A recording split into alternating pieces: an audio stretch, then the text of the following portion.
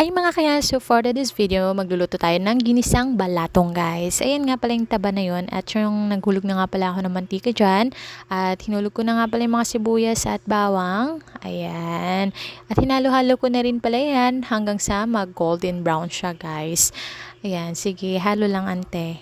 Ayan. La.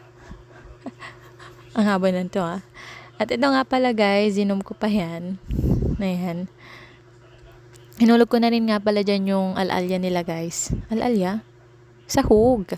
Hindi, yun lang tawag nila kasi yan. Pag sa sahog. Ayan.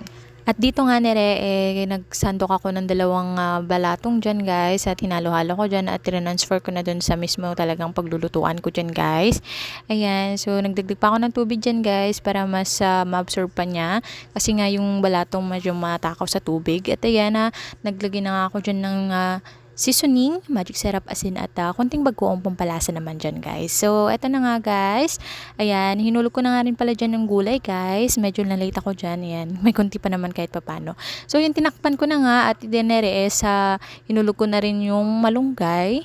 Ayan, tinakpan ko ulit.